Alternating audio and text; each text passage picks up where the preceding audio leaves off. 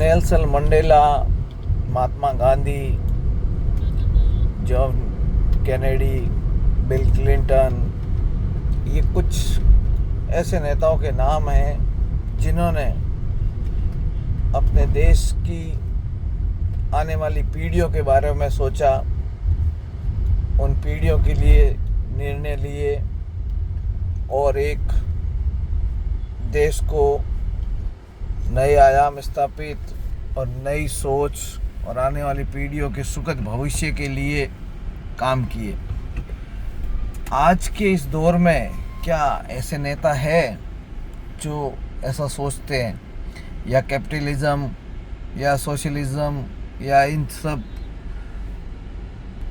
चीज़ों में फंसकर या फिर वोट बैंक की राजनीति में फंसकर खाली सत्ता हथियाना चाहते हैं? ये ध्रुवीकरण की राजनीति, क्योंकि हम जहाँ देख रहे हैं, आज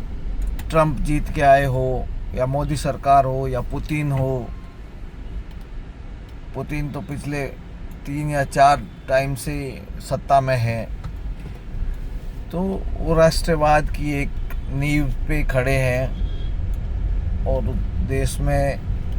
विपक्ष को अस्थिर या विपक्ष को ख़त्म कर दिया है। लेकिन देश की आने वाली पीढ़ियों के बारे में सोचना और सत्ता से ऊपर उठकर सोचना,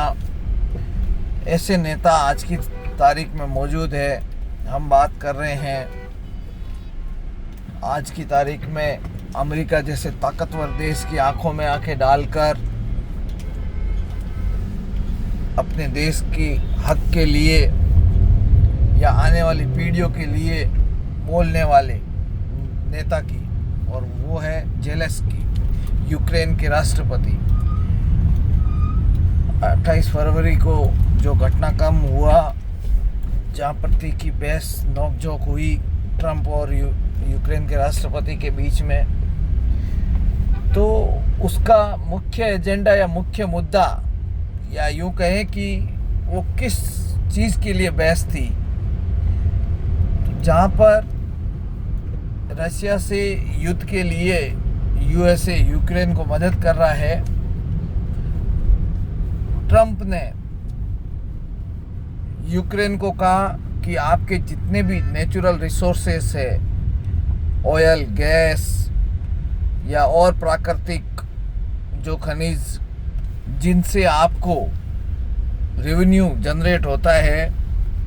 उसका 50% हिस्सा आप अमेरिका को देंगे, क्योंकि अमेरिका आपको मदद कर रहा है। दोस्तों, ये चीज़ यूँ कहें कि कुछ माफिया या गुंडे प्रोटेक्शन मनी मांगते हैं, वैसे ही एक देश दूसरे देश से एक प्रोटेक्शन मनी की मांग करता है, एक माफिया मांग करता है, वैसे ही कि हम आपकी मदद करेंगे, हम आपको यूक्रेन को मजबूत करने में या यूक्रेन को रशिया से लड़ने में मदद करेंगे, आप बदले में आप अपने देश की रिसोर्सेस को आधा हिस्सा हमें दो। तेज़ तरार या यूँ कहें मजबूती से अपने देश की बात रखने वाले जेलेंस्की ने पूरी मीडिया, अमेरिकी मीडिया के सामने उसे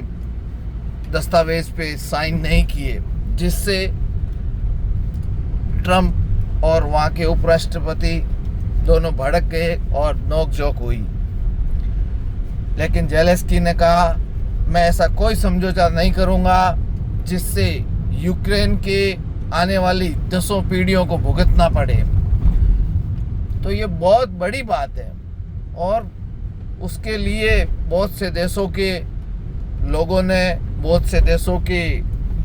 राष्ट्रीय अध्यक्षों ने उनका शुक्रिया अदा किया, और एक छोटे से देश ने जैसे आंख में आंख मिलाकर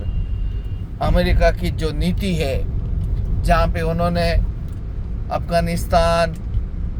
इराक, बहुत से देशों में यही किया कि उन्हें मदद पहुंचाने के नाम पर धीरे धीरे उनके नेचुरल रिसोर्सेज पे कब्जा किया, वैसा ही वो यूक्रेन में करना चाहते थे। लेकिन जेलेंस्की ने ना कह दिया और मुंह पे ना कहा। बहुत बड़ी बात है। और आज की तारीख में ऐसे नेता होने चाहिए जो अपने देश के भविष्य के साथ साथ आने वाली पीढ़ियों के भविष्य के बारे में सोचे। Thank you to Zelensky, salute to Zelensky, शुक्रिया।